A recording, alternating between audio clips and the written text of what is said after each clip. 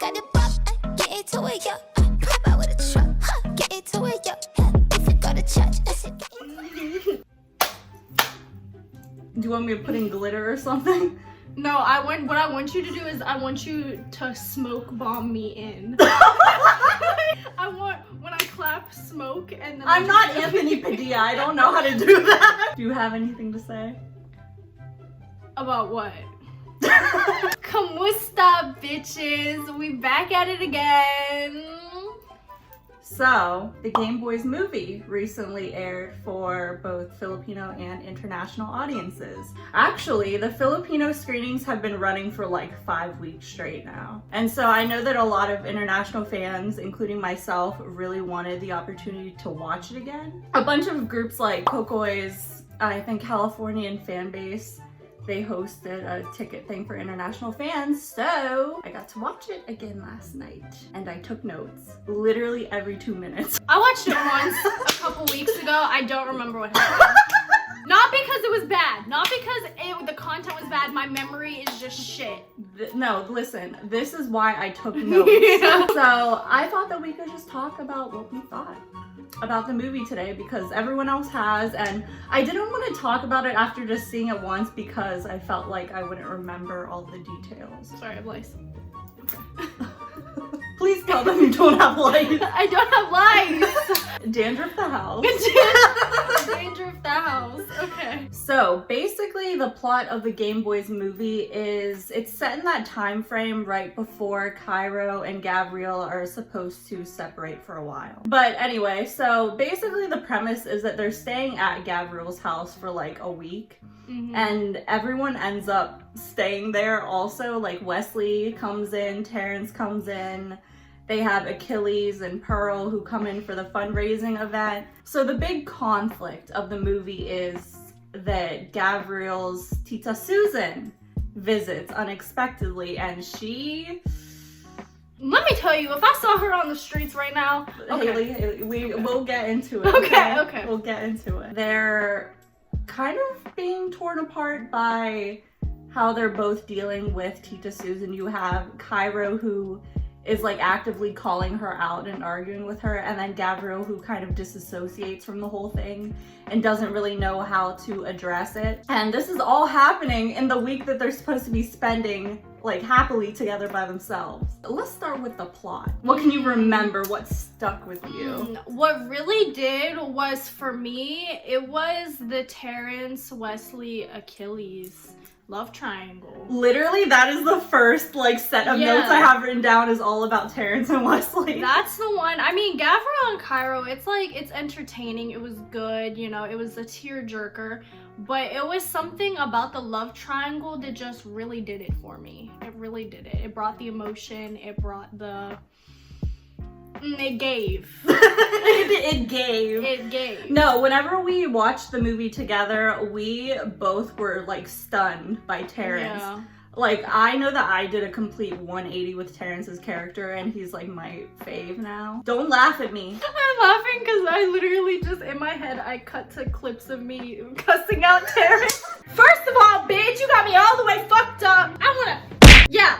Fuck you, bitch. Whack ass hoe. Ugly ass jeans. Oh my what the God. fuck are you wearing, bro? Fuck off. Okay, anyway. Even though I still am really bothered by the stuff that Terrence did in the past, like using Gabriel's grandma against him, I think that he had one of the best character developments, and I loved seeing more of him in the movie and kind of getting a background on his life because we don't know anything about him. Like, there's one scene whenever he is laying on the couch and he's asleep and he has the nightmare where he's like, no, mom, dad, like, don't take me to basically a conversion camp. Like, don't take me to that, like, place. I guess there were some problems in the past, which I hope we'll find out about in season 2. Yeah. And then there's the whole thing where, like, we don't really know what happened between him, Wesley, and Achilles. Yeah, I was like, this shit is like tense. Like, what the fuck is going on? Why are we tense? We saw a little bit of him and Wesley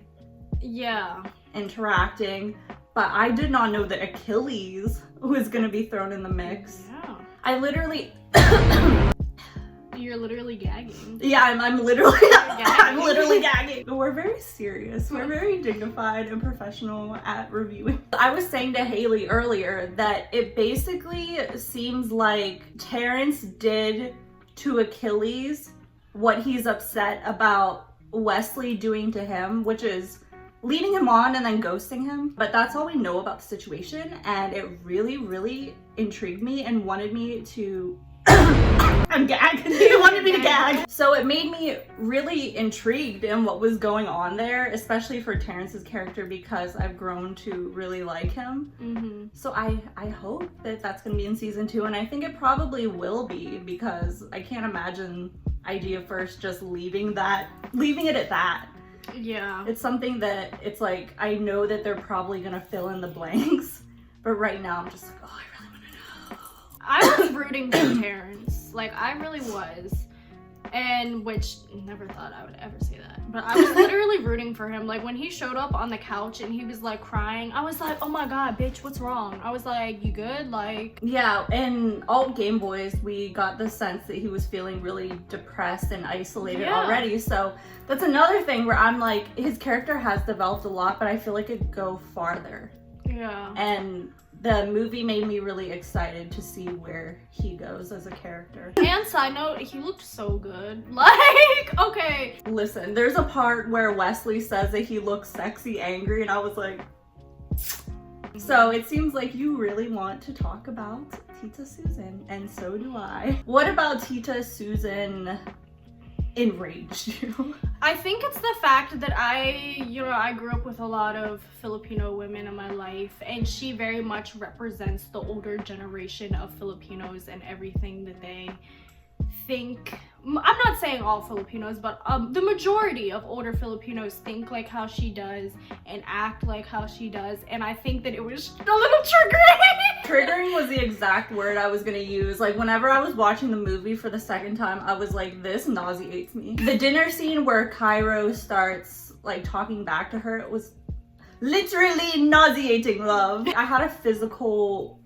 aversion to I had a physical aversion to that character, not the actress. That character was actually based off of a viral video from the Philippines where this woman was throwing rocks at a trans woman who was walking by. So that's what Tita Susan's character was based off of, which already tells you everything you need to know. I mean, the actress gave.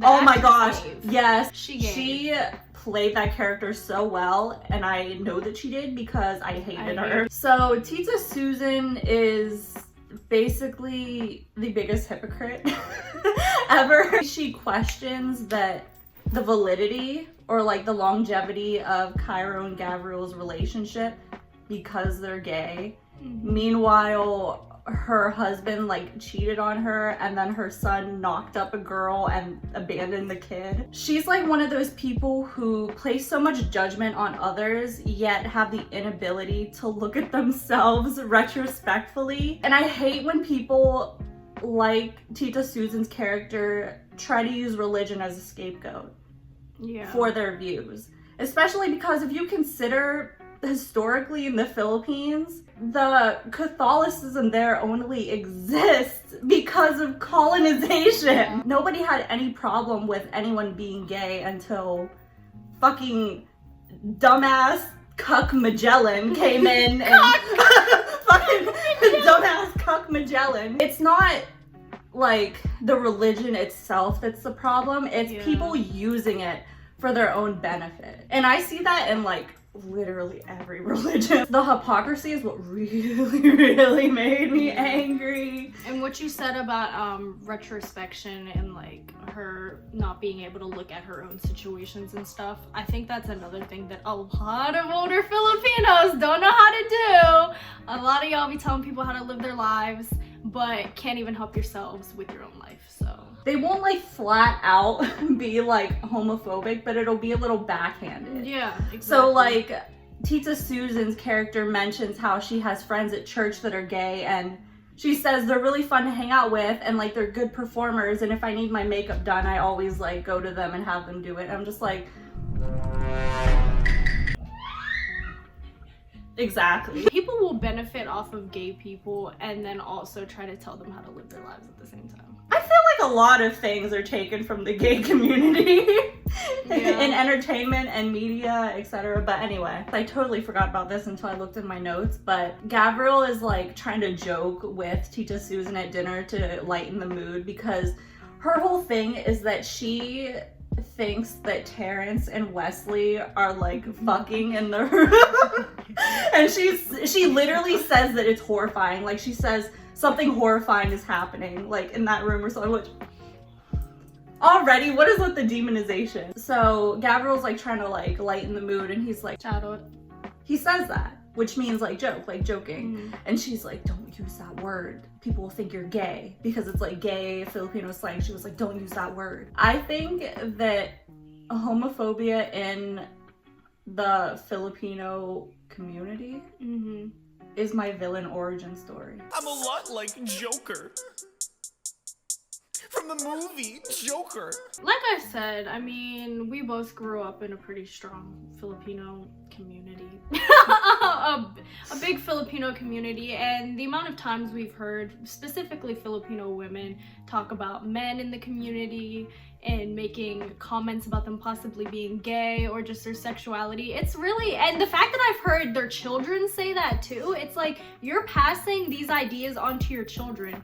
What is wrong with you? Like, just mind your business. Why does it matter? Like, why do you care? Another thing with Tita Susan's character is that she keeps saying that she feels Cairo's being rude and disrespectful to her because she's his senior. Just because someone's older than you does not mean that they deserve your respect. Don't let someone tell you that. That's stupid as fuck. People earn respect. Respect has to be earned. Another thing that stuck out to me with the plot is just like the whole idea that Gabriel, before he even met Cairo, was supposed to move to New York with his Tita Mira, I think her name is, because she's sick and has cancer, but he doesn't know how bad it is. Cairo finds out when he's talking to Pearl that Gabriel ended up not going because he met Cairo. And that just, I said this on my podcast, like, because we talked about Gameboys. I was like, I would have put family first too. And it sounds kind of like rude to say, but I don't mean it in that way, but it's like, she's really sick. She's gonna die soon. So you're not gonna be living there like the rest of your life. You just want to be with her for while you can. Yeah, while you can. The time that you still have left to spend with her. Cairo is moving away anyway too. Yeah. There's gonna be distance anyways. Speaking of Gabriel's character, we get a lot of Gabriel's backstory in the movie, which I loved. Yeah, but Haley. So okay, no, here, I'll break it down for you. Gabriel is basically left to take care of his family's apartment complex that they rent out. I think in season 1 even, they kind of alluded to his family having money. Like maybe not being rich, but like being pretty comfortable financially. And we find out that that's not really the case. And that a lot of the renters are not able to pay him rent because the pandemic is happening, and so people are out of work. And so him and Cairo were in bed, and he told Cairo not to worry about anything, and he was gonna take care of him. And then the other side of his life not being as put together as it seemed in season 1 is that he has like a lot of religious trauma. He tells Cairo this story of how when he was little, his Tita Susan convinced his grandma to let her take him to church with her. And they like basically like do an exorcism on him. Like they pray around him because they're afraid that he's gonna turn out gay. Yeah, I remember that. Which seems to be something that really, really bothers Gabriel still, which we see in like the scenes where he's like disassociating, is that he has like a lot of trauma from that, and that's really what causes him to not want to say anything to Tita Susan about Cairo being his boyfriend, or like that's why he doesn't want to come out, like all this stuff. And also it made me so sad how he was talking about how his grandma like loved him like no matter what. Yeah. And she's Yeah, actually, we learned a lot of sad shit about Gabriel's life in the movie, and this is segueing into the acting. I was like so blown away by Kokoi's acting. I felt for him, you know, like when he was breaking down and when he was disassociating, I really did feel for him. I actually wrote down all the times that he disassociates. It happens first whenever Tita Susan first shows up and she is telling like everyone while they're eating dinner, like Wesley and Terrence too, how when Gabriel was little, they were afraid that he was gay because he was a softie. And it happens when they're still sitting down at dinner and Cairo was like arguing back and forth with Tita Susan. It happens again when Tita Susan brings up him moving to live with his other aunt. And then the last time is it happens when Achilles and Terrence run into each other and start arguing, and that's when he really loses it outside and is like, everyone runs to him and he runs away to his car, and that's what prompts them to like end up driving overnight to the beach. I don't even know how to describe how good Kokoi's acting was. Like, this dude, like, he's so versatile. I've seen like clips of other things he's done that are more like upbeat and comical, and it's just like the way he can switch from like character to character that are so vastly different and still portray that character's emotions like above and beyond. It's amazing. So another thing that has to do with the acting is that I think their chemistry was through the roof. Like, yeah, Elijah and Kokoi's chemistry was just like unreal, and it's kind of amazing considering that they haven't really gotten to act in person together. The beach scene, oh my gosh, that was beautiful. There were so many scenes that I was like, this feels like too real. Like, I feel like I'm spying on a couple right now. Like, so along with their chemistry, what did you think about the like big bed scene near the end?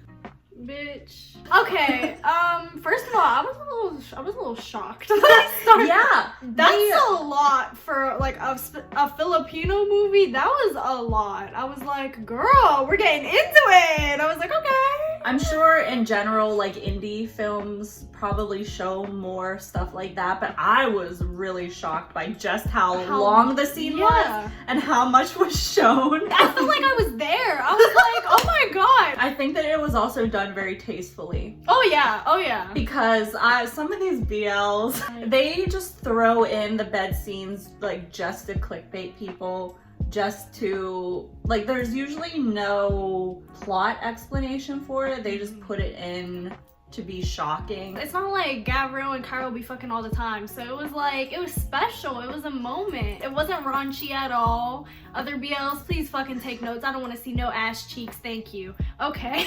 Anyway, what BL had ass cheeks? That one you were watching. Which one? The one you were watching in the car.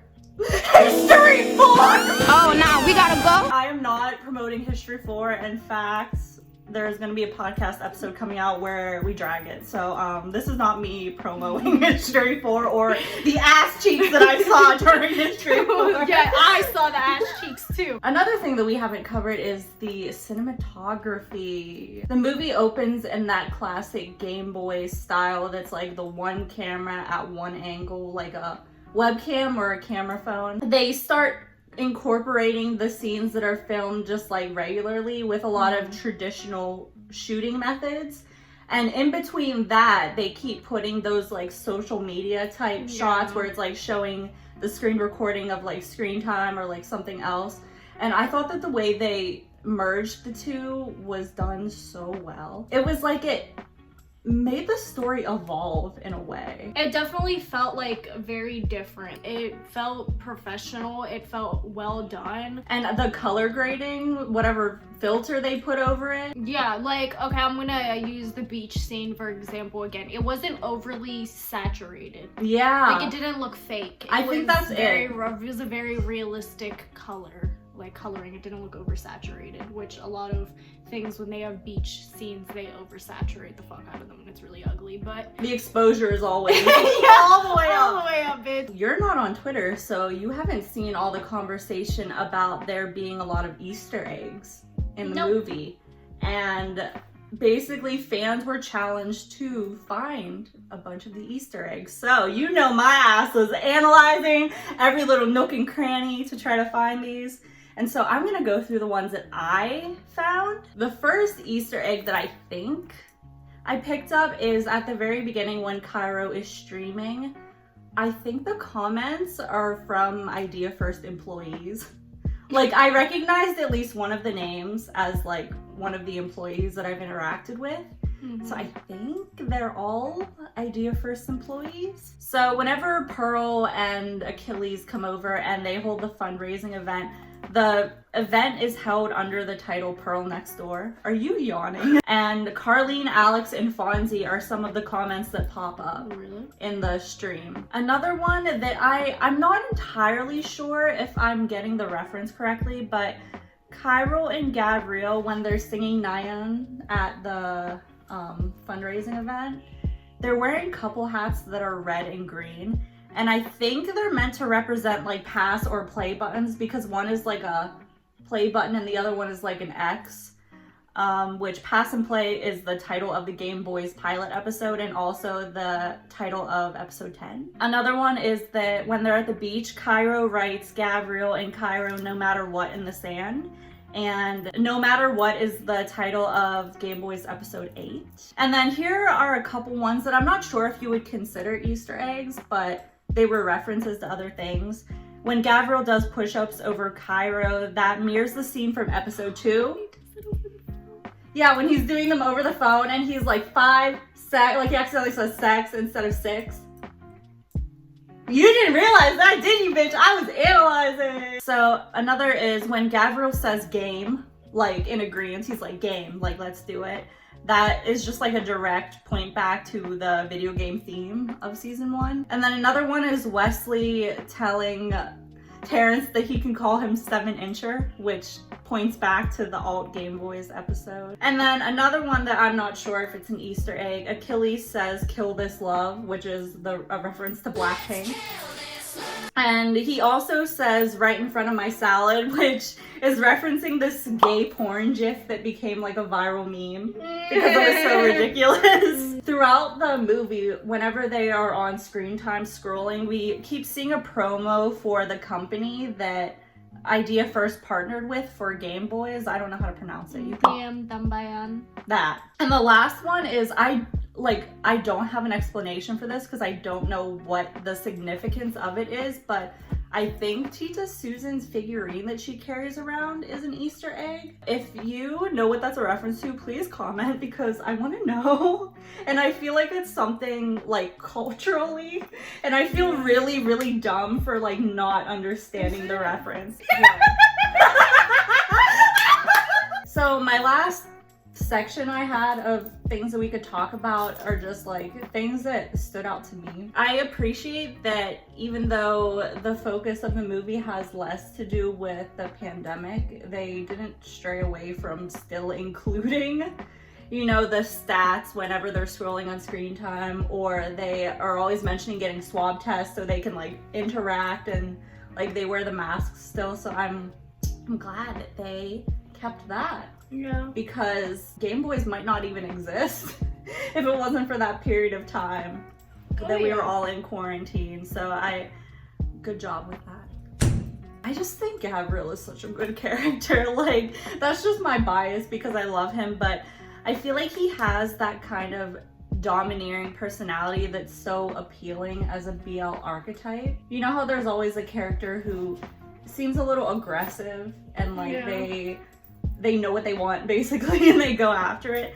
But I feel like his character never does it in a forceful way. No. He's very much like boy next door-y. Like he's, you know what I mean? Like I think I do know what you mean. He's a boy next door and I love it. In the movie there's this whole like running theme of like he wants to sleep with Cairo, but he still respects his boundaries and is never like pushing him. and like vocally will say like it's okay, like we can wait and stuff like that. So she's just BL writers. Oh my Jesus, fuck! Like you can have a character that is aggressive and domineering, but they don't have to be abusive and like manipulative. They don't gotta be pushing boundaries. They don't gotta be doing crazy shit. Just give us good characters. Like, come on now, this shit is ugly. That's kind of how I feel about Pearl too. Like, Pearl is such a good female character. Yes. So many things write female characters so badly. So many things. I write female characters terribly, but Gameboys does an amazing job with its female characters. Like Pearl, everyone adores Pearl because she's just a good character that is well written. She is still like that friend who like fangirls over them being together, but it's more so that like she's their friend, so she's happy for them. It's not like a weird obsessive way like, ooh, I want these like two boys to be together. It's like they're her friends. She's just and that's why she is so enthusiastic about them being together. I also thought that Cairo was a pretty understanding character with Gabriel's situation. Like at first I was kind of like, you should know like what it's like to not be able to like share certain information with your family, so like don't give him a hard time. But honestly, he doesn't really. Like after he understands the situation more, he's just like, I'm sorry, why are you picking at your sock? Stop. He's a really good boyfriend. Like he is so understanding of the situation. He's like, I understand that you have to do this, and like I'll respect it, and I'll respect whatever you decide to do. Like it's just so healthy. Yeah. I have not seen a BL in a minute where the relationship was genuinely healthy. It's refreshing. Honestly, that's why I fell out with BL, because I'm just tired of seeing toxic relationships. I have enough in my own life, thank you. Now hold on. I ship Terrence and Wesley, but I'm still really wary of Wesley because if he hurts Terrence, I will box him. So Miggy, if you're watching this, they're not watching this. Nobody's watching this. Not a single soul. No, I'm kidding. I'm in my flop era. Anyways, I don't trust Wesley at all. You don't? No, I don't. I like Achilles. At all, That's actually. interesting. He's shiesty. I don't trust him. Wesley, sleep with one eye open. Keep an eye out for a Haley. Keep an eye out for a Helena. I just, my soul just ascended from oh my god, body. edit your body leaving. I don't know. Anthony Padilla the house. I spend the day talking to Wesley Antis. Never trust a bitch with chin hairs and neck beards. Never. Me. What is your conclusion? I loved it. I really did. I think it was beautifully done, beautifully handled. Very real. Some parts, unfortunately, very real. Yeah. What do you think about it? What's your overall I think that this movie is the best move they could have made for the series. I think that it is a perfect transition from season 1 into the upcoming season, and I'm so glad that we got to see that period of time in between where Cairo and Gabriel were spending that week together. In my conclusion, I loved it so much, and I really like, I analyze stuff, and that involves picking out things, even if it's really small things that I don't like or that I think are weird, and I did not have a single thing to nitpick about this movie. I did not have a single thing to nitpick. There wasn't anything you didn't like? If I really, really had to nitpick, I would say that I'm not 100% sure how Wesley ended up at the house also. My nitpicking, my one complaint is, which I understand why they did it though, or I think I understand why they did it, is I don't exactly understand how the whole Wesley, Achilles, Terrence love triangle came to where we saw it. There is no such thing as coincidence. Yeah, other than that, I really, I thought it was the perfect movie. It was, and I was really unsure of it. I was scared that it was going to, I don't know if ruin is a pretty strong word, but I wasn't sure if it was going to fit in with the theme of Gameboys or if it was gonna feel like something else entirely. But I feel like they reinvented what the series is. It has become its own universe. It used to just be season 1, But now it's like, it has so much potential to keep growing, and I feel like the movie is an indicator of that potential to grow. The plot it gave. It did give. The acting it gave. Cinematography it gave. I feel like we need to shout out the people who are behind this movie. Shout out to the director, Ivan. You did it, King. You did it. Okay. You did it. Executive producers. Oh my god, I know Percy. Shout out to Percy and June. You did it. Creative consultant, Elmer. You did it. Did it. Eight. 100% You did it. ate. Screenwriter, Ash. Also 8. Cinematographer, Carlo. I mean, we just talked Period. about the cinematography being amazing. Period. Shout out to the editor. Yo, Benjamin. editors, as someone who edits videos, the editor is always forgotten or like overlooked, or they don't get as much love. So shout out Benjamin. Shout out Benjamin. You did that. Okay, shout out to production design, Nestor. Music, Emerson. Great music. Assistant director, camera operator, Jerome. It was good, bro. That was my thoughts and your thoughts and our thoughts on the Gameboys movie. Why do you look like a meerkat? I miss you. Bye. Peace.